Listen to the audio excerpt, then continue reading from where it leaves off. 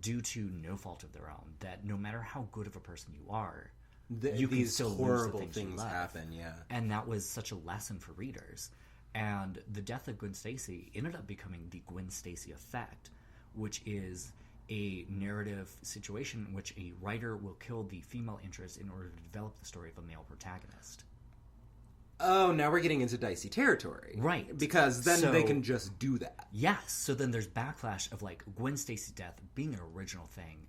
Arguably not so great, because it's still murdering a female. But it was done beautifully. It was beautiful. Yeah. But and as the origin of that, it had a purpose. Right. Yeah.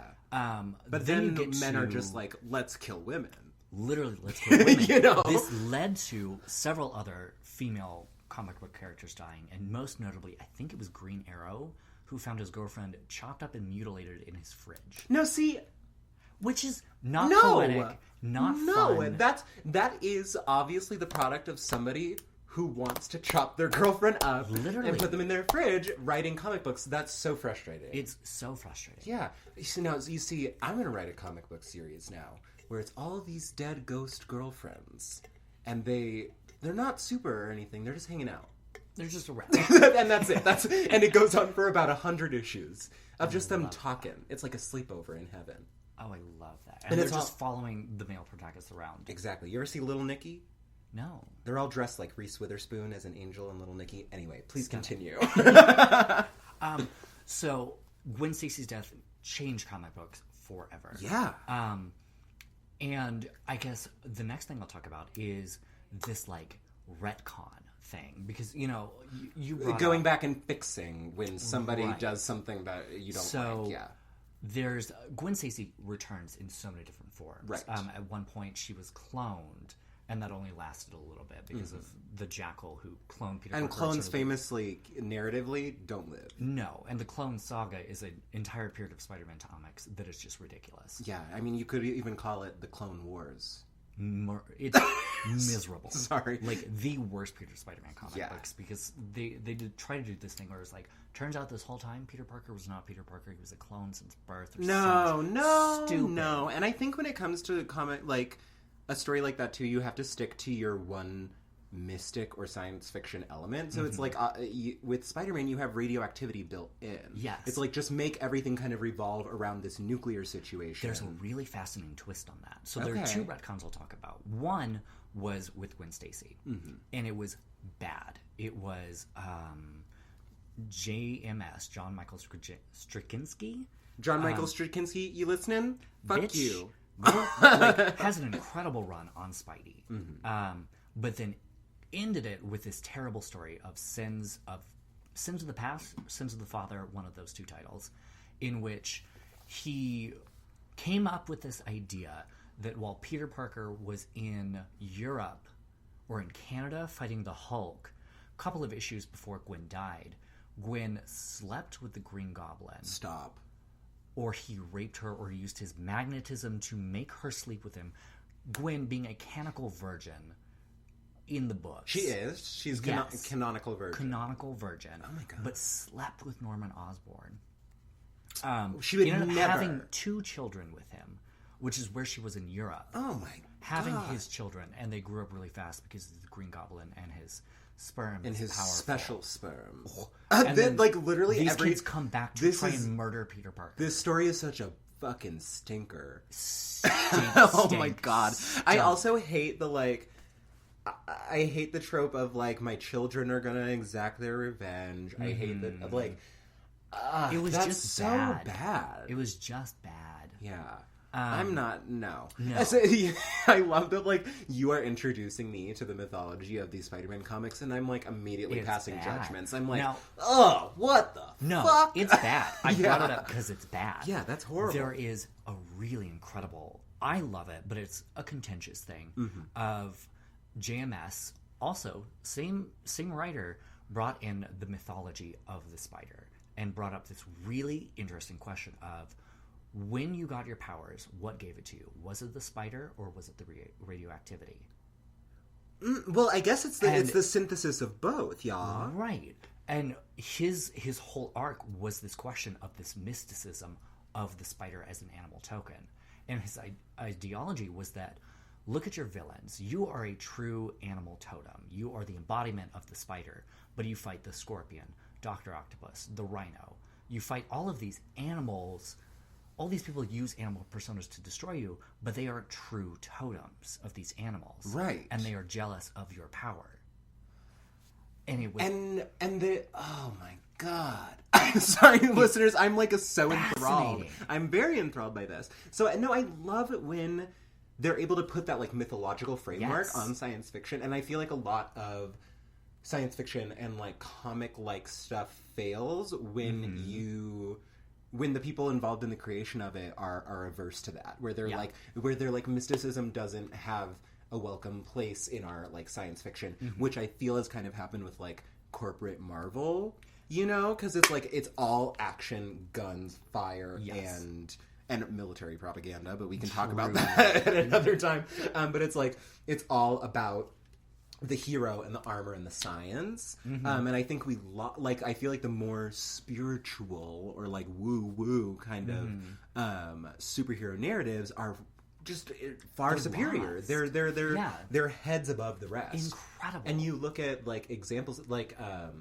you look at DC, I think it's DC's Doom Patrol and like all of these other comic entities that get really queer, really like existential and get woo-woo and into all of those spiritual places are so much more like not universally acclaimed, but they're so much more deeply loved. They find their way into people's hearts and psyches. And that's a story like that is how I got into the Spider-Man comics. Yeah. My first comic that I read was issue 245, I think. My dad had bought it for me on a whim at some antique store. And I just kept it in my closet, don't look at it for years, and then randomly was going through my stuff, found it, and just sat down and read it. And it was it was Mary Jane Watson's backstory of how she... I had no idea that was her last name. Watson. Yeah. I love that. Kirsten Dunst. That beautiful baby. Oh my God, can they bring her back? I would love to Come on. She didn't die, did she? No. Yeah. Bring her back. Hello? Yeah, bring her. I would love to see it. Oh my God. Multiverse moment. All the Spider-Mans meet each other. They all fall in love with each other's girls. Hello? Oh my God. Oh my God. Tom Holland falls in love with the boyfriend. Andrew Garfield falls in love with Kirsten Dunst. Tobey Maguire falls in love with the corpse of Emma Stone. Oh God. Please. Okay, please continue.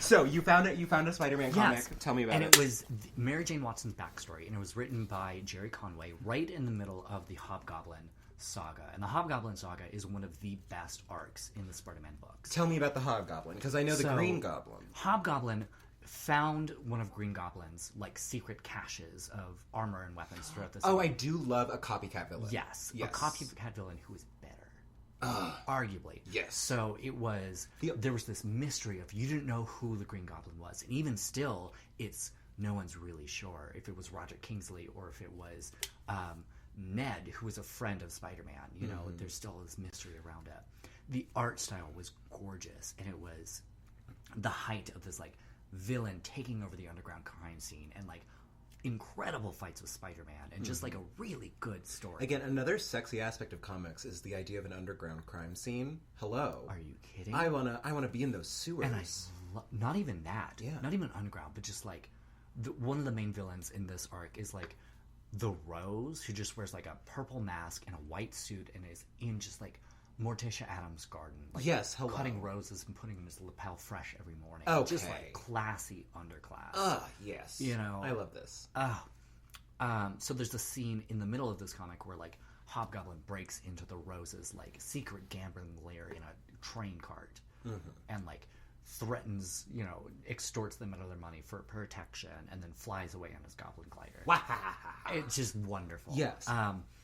But the meat of the comic is Mary Jane Watson's backstory of how she was brought up in a abusive household. Her father was someone who was looking for acclaim and had no time for his children. I feel like they put a tiny bit of that in those Tobey Maguire movies. They did? Yeah, where the dad was like a shithead. Yeah. But not this full, right. Not her full arc. Like, this was a full character development for Mary Jane. Yeah. And she had this abusive father, and then her sister grew up and married a man who had the same kind of trajectory of just like he was focused on his work, and then they had a kid, but he had no time for the family, and then she broke up after he hit her, and then Mary Jane was like, I'm running away from this. I'm breaking the cycle of abuse, and I'm going on my own, and became like the class clown Queen. And I was like really relating to Mary Jane in this moment of Hell like, yes. wow, it was. And the arts, I'll show you it because it's on my wall in my bedroom. To give it's sad that like to give a female character that level of dimension is so groundbreaking. Like it's like to the reader, it's like whoa, cool to like to give this female character a backstory and like and for it to be one that's so not positive, but to be one that's so progressive. Yes, is really cool. Yeah, it was really good. Like Marvel has its moments of that's where I get sold on these superhero narratives is because like at one point I was very much like I'm a pop culture gay and that like nerd stuff is not for me. Once again, nerd club vibes not for I love it. I for a while was like a cool gay. I was like I only listened to cool music and fuck comics and all of that straight stuff. I like Dick and Kim Petras like like that was my vibe for a minute, and then like every once in a while, Marvel and DC and these comics come up with these little characters or these little narratives. Like one of the writers or one of the artists ends up being queer or ends up being like a black person or a person of color who adds a level of dimension that really makes me take a second look. Like when we talk about By Spider-Man, we talk about the Doom Patrol. It's like every once in a while they throw in a little plot point that opens the like door of the comic universe to anyone besides white men, you know? And then I'm like, okay, you got me. And so I like to know all of this backstory on Mary Jane is wild because I literally just think of her as Kirsten Dunst. She's just some woman in the movies. She's just a love interest in the movies, but she's... Who is Zendaya? Zendaya is Mary Jane. She is also Mary Jane? Yeah. Okay, got it. Her nickname is MJ. And she only reveals that at the end of the first I remember movie. that being a whole thing of everyone's like, oh, she's Mary Jane. Yeah. Okay, cute. Because I famously do not want to watch that version of Spider-Man. I think Tom Holland has about as much personality as a cup of vanilla pudding. I like it. What I love... Are the movies themselves cool? Yes. Because I simply have zero interest in Tom Holland. Like, I am almost averse to him. I like him as Spider-Man. I think Timothy Chalamet was the market correction for Tom Holland. They came out with Tom Holland, and then they found Timothy Chalamet, and they were like, fuck, guys. Fuck, we have to fix it. Exactly. Because I literally feel, as much as I have my mixed feelings about Timothy, I feel like he would be a more compelling Spider-Man. That's very likely. I also just want to see some hair come out of that mask. Just have it flop down. Oh, those are always the hottest moments when Spidey's like got the shit kicked out of him, and his hair's coming out of his mask. His chest is like revealed through a slice. Another reason why Andrew Garfield is better than Tobey Maguire, because it's like you can't be having this like close crop military cut. No. Peter Parker is this raggedy ass. Yeah, he's this raggedy ass boy, and so I would have gotten those vibes better from Timothy. Anyway, Tom Holland. Tom Holland is good as Spider-Man. Right. The story around him is wonderful because it ties in with the MCU and is just cool. Because that's what leads into Avengers, right?